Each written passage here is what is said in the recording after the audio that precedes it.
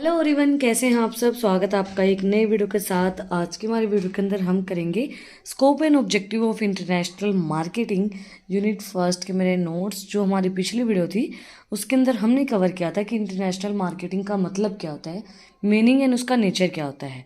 तो अगर आपने वो वीडियो नहीं देखी है तो उसका जो लिंक है वो डिस्क्रिप्शन के अंदर है।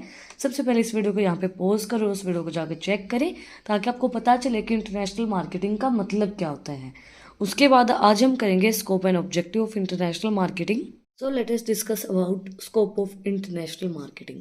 क्या रहेंगे हमारे इंटरनेशनल मार्केटिंग के scope? Imports, exports, contractual agreement, joint venturing, fully owned manufacturing and foreign investment, ये हमारे स्कोप्स हैं।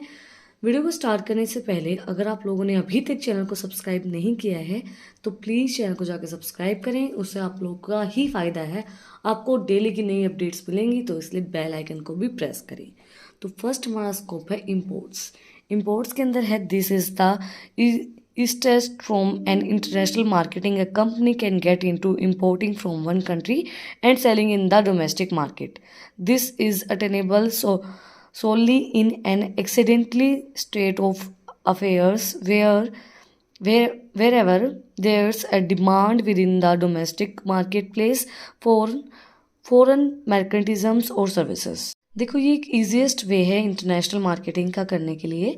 इसके अंदर क्या होता है, बाहर की कंट्री से, मतलब बाहर की हम कोई एक कंट्री चूज़ कर लें, वहाँ से हम अपनी कंट्री के अंदर कोई हमारी डोमेस्टिक कंट्री के अंदर चीज़ों को इंपोर्ट करवाते हैं। जैसे बहुत से ऐसे फॉरेन कंट्रीज़ हैं जिनके हमने जैसे कुछ कंट्रीज़ को बैन कर रखा है, कुछ कंट्रीज़ को बैन नहीं कर रखा है। तो वहाँ के जैसे अभी हमने चाइना के प्रोडक्ट्स को बैन कर रखा है, चाइनीज़ प्रोडक्ट हमारी कंट्री के अंदर नहीं सेल होते हैं। तो उसी तरीके से कुछ कंट्रीज़ ऐसी हैं जिनके प्रोडक्ट हमारी कंट्री के अंदर सेल होते हैं, जैसे अमेरिका हो गया, यूएसए हो गया, जहाँ के भी हैं।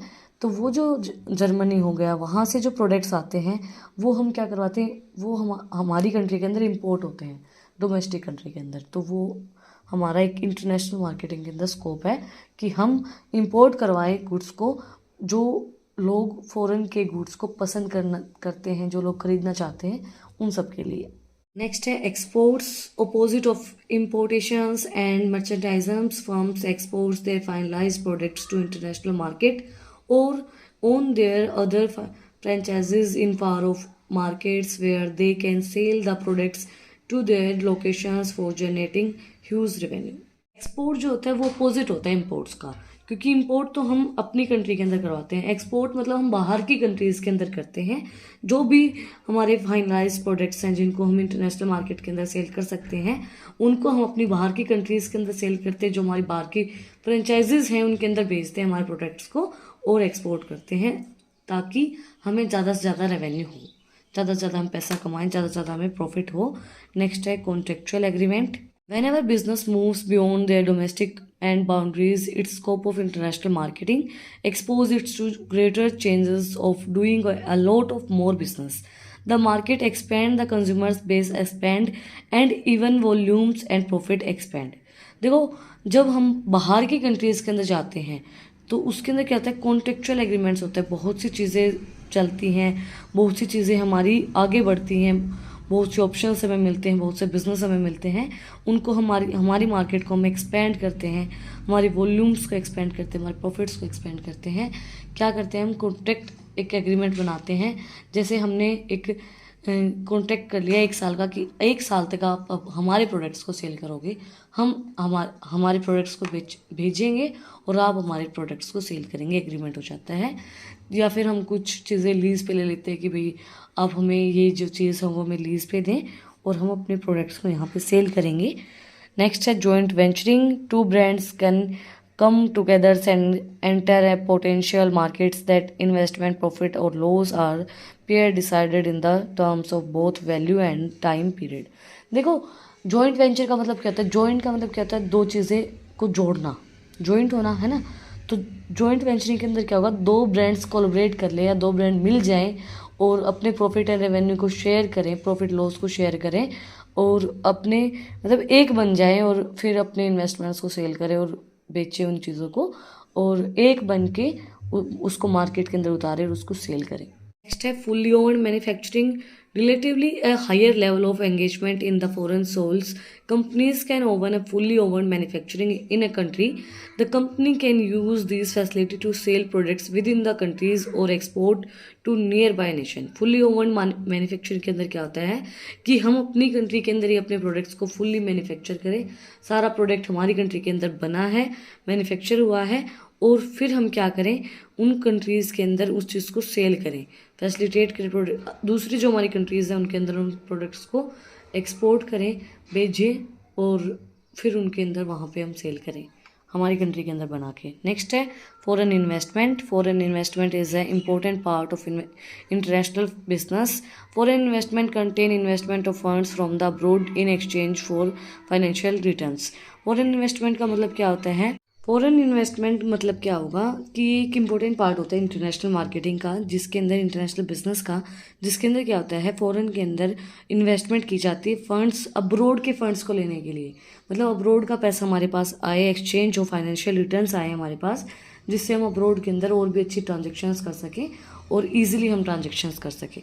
उस चीज़ की हेल्प से हम इंटरनेशनल मार्केटिंग के अंदर एंटर कर सकते हैं। नेक्स्ट है major objective of international marketing to enhance free trade at a global level of attempt to brings all the countries together for the purpose of trading. International marketing का objective होता है कि हर एक freely trade कर पाए हम global area के अंदर, मतलब इंटरनेशनल वे के अंदर। ऐसा नहीं कि हम अपनी अपनी कंट्री के अंदर, देखो आपको एक स्कोप मिलता है। एक अच्छी ऑब्जेक्टिव इंटरनेशनल मार्केटिंग का यही होता है कि आपको बहुत अच्छा एक एरिया मिलता है कि आप अपने प्रोडक्ट को एक्सपेंड कर सकते हैं, अपने बिजनेस को एक्सपेंड कर सकते हैं ग्लोबल लेवल पे। तो वो चीज़ हमें इंटरनेशनल मार्केटिंग का एक ऑब्जेक्टिव भी होता है, वो चीज़ हमें इंटरनेशनल मार्केटिंग प्रोवाइड भी करवाती है global market. Increase globalization by integrating the economies of the different countries. मैंने आपको बताया ग्लोबलाइजेशन को इंक्रीज करता है, इकोनॉमी को इंक्रीज करने में हेल्प करता है डिफरेंट कंट्रीज की। To achieve world peace of building trade relationship among different nations. एक वर्ल्ड की जो पीस होती है उसको बिल्ड करने में, एक अच्छी रिलेशनशिप बनाने के अंदर दूसरी नेशन के साथ, वो चीज़ वो ऑब्जेक्टिव होता है इंटरनेशनल मार्केटिंग को करने के लिए, प्रमोट करने के लिए, सोशल कल्चर एक्सचेंज करने के लिए डिफरेंट नेशन के अंदर, कि आपके जो कल्चर है वो दूसरी कंट्रीज़ के अंदर जाए, दूसरी कंट्रीज़ के जो कल्चर है वो हमारी कंट्रीज़ के अंदर आए। तो वो चीज़ हमें इंटरनेशनल मार्केटिंग को करने के लिए हमारा एक मेन ऑब्जेक्टिव होता है कि हमारे कल्चर्स दूसरी कंट्री के अंदर पहुँचे और दूसरी कंट्रीज़ के कल्चर भी हम लोग अपनाएं, उनके कल्चर भी हम देखें कि उनका कल्चर कैसा होता है। नेक्स्ट है to assist developing countries in their economy and industrial growth by inventing them to the international market, thus eliminating in the gap between the developed and the developing countries. देखो बहुत सी ऐसी country हैं जो developed country हैं, जैसे America. तो हमारी जो कंट्री है वो डेवलपिंग कंट्री है, हमारी कंट्री डेवलप्ड नहीं है, हमारी कंट्री डेवलप हो रही है। तो उनका गैप मिटाती है, हम उनके साथ भी ट्रेड करते हैं, है ना। इंटरनेशनल मार्केट के अंदर हम उनके साथ भी ट्रेड करते हैं। तो उसी तरीके से इनका गैप मिटाने के लिए एक मेन ऑब्जेक्टिव होता है कि उन कंट्रीज़ का गैप मिट जाए, तो हम इंटरनेशनल मार्केटिंग का यूज़ करते हैं उनको to assure sustainable management of resource globally. Sustainable management करने के लिए ग्लोबल वे के अंदर एक इंटरनेशनल मार्केटिंग काम करती है to professional exports and import and global and distribute the profit among all participant countries.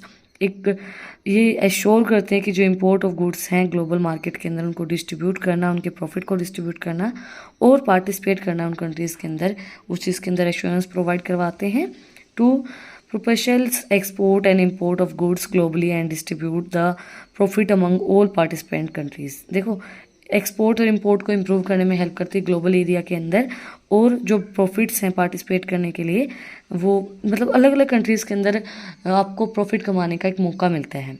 Next है to maintain free and fair trade. एक फ्री और फेयरली ट्रेड करने के लिए, मेंटेन करने के लिए इंटरनेशनल मार्केट हमारी हेल्प करती है, इसका मेन ऑब्जेक्टिव होता है। इसी के साथ आज का जो हमारा टॉपिक है स्कोप ऑफ इंटरनेशनल मार्केटिंग वो कंप्लीट हो गया है।